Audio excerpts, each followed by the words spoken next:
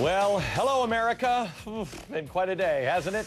Today, everybody on TV is talking about the banking industry and the financials. Most of the media is using financial language that, I don't know about you, but I don't understand most of it. And as usual, when I do understand what they're talking about, they're missing the real story along the way.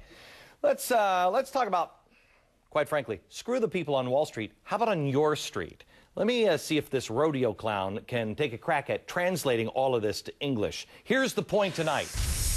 If you really want to understand the financial health of our country and the financial health of your business and your house, the falling price of oil should tell you everything you need to know. And here's how I got there.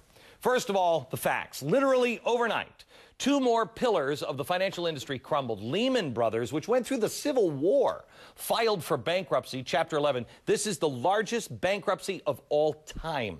Merrill Lynch was bought by the Bank of America. Well, now, when most people heard this news over the weekend, they were like, who cares? Who cares about these clowns on Wall Street? I mean, they got really what was coming to them, right? Well, yes, they did, but you also got something you didn't deserve this weekend, and more on that in just a second. But first, let me start here. To understand the true health of our economy, do not look at the financial industry. Look at the oil industry. It's a leading indicator in my book. Today, the price of oil continued dropping, down to the mid-90s per barrel. Months ago, I told you on this program, watch out for that. When the price of oil starts dropping for no apparent reason, that is the time to worry.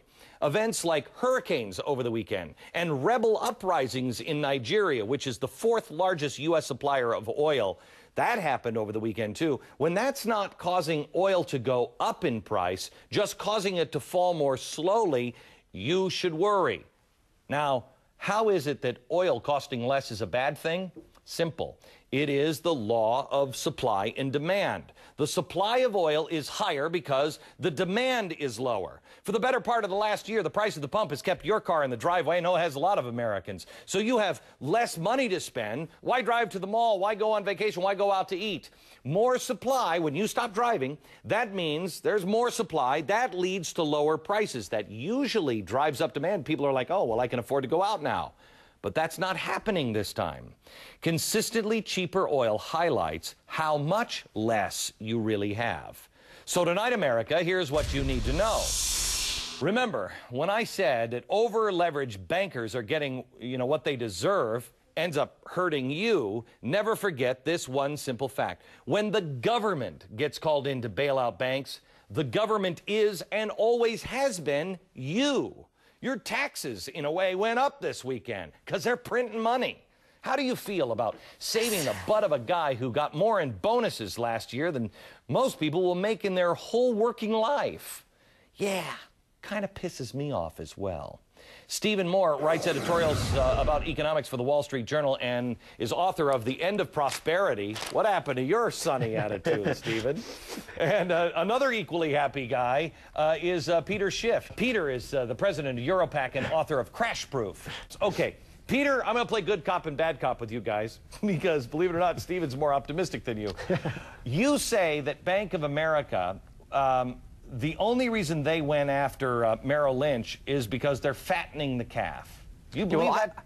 I think they got nervous when they saw Lehman go under without a bailout. I think they realized that the same fate awaits them, and they figure, why not just buy Merrill? We'll get so big, they'll have to bail us out. And I think Merrill probably saw the same writing on the wall. They know they're going to go under, and they figure, why not agree to get acquired by Bank of America? At least this way we'll be so enormous that maybe they'll bail us out. All right, let me go to the good cop, Stephen Moore. Stephen, you told me when we saw each other earlier today, I said, how you doing today? And you said, it's been a wild 24 hours. Oh my gosh. You're seeing actual, would you describe it as actual panic? There has been panic, and I remember, Glenn, when I first met you, 9 months ago, I started calling you one of the four horses of the apocalypse. That's right, that's right. Because you were so dour on the economy, and I was the optimist. But I think as I've looked at what's happened over the last 9 months, we've just seen bailout after bailout. The federal budget deficit is now over $500 billion, I think headed to $1 trillion. There's one ray of good news in this story, though. At least, Glenn, I don't know if Hank Paulson is watching your show, but they did not bail out Lehman Brothers. And that's, you know, we should stand up and cheer that, because this is the first time the federal government has said, stop, we're not going to bail out any more of these banks. I guess that's progress. But Peter, you're saying, if what you're saying about Bank of America is true, I mean, they're going to be too big to fail.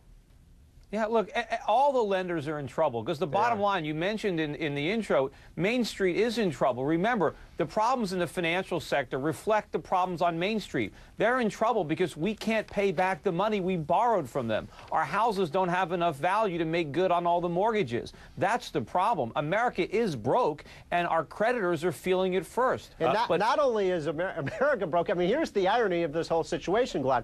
What's the most broke institution in America? Uncle Sam. We've got, and so this idea that somehow Uncle Sam has the money to bail out banks and to bail out Freddie Mac and to bail out airlines and auto companies, that makes no sense. Okay, so let me take it there, because again, I think people see America as this, you know, this country that is just, it's always going to be like this. It's always going to be fine. We're going to weather this, et cetera, et cetera. We're wrecking our credit rating. We are wrecking problems of us spending too much money on the credit card by having Uncle Sam pull out his credit card, which is worse than any of ours, and just racking these things up. So, Peter, what does this mean? What is coming?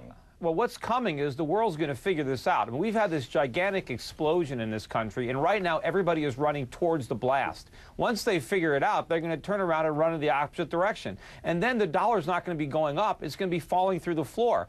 Interest rates aren't going to be falling. They're going to be skyrocketing. And then we're going to have a real financial crisis, because we're going to see higher consumer prices, higher interest rates, and every American on Main Street is going to feel it in his standard of living. Okay, good cop, please. Give me some good...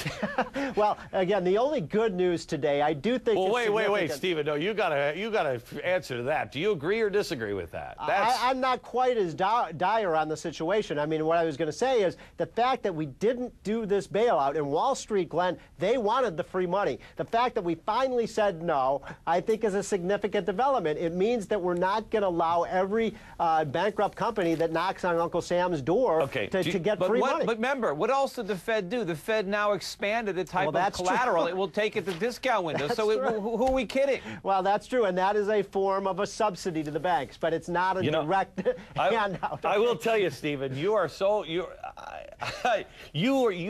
when we first sat down for dinner, we talked about this.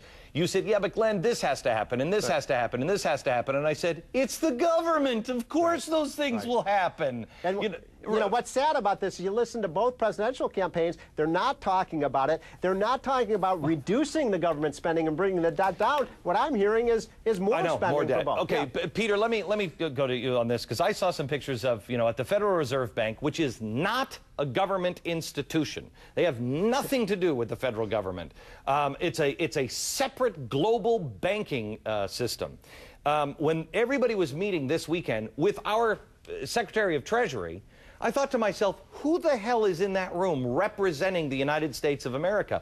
Everybody seems to be looking out for these banks, but who's out there looking out for the little guy? No, look, the Fed got us into this mess. It drives me crazy when I see Alan Greenspan on television talking about this 100-year flood. Like, the events that are taking place today are random, and they have nothing to do with his monetary policy. He blew up the bubble, and now it's burst. He created the bubble.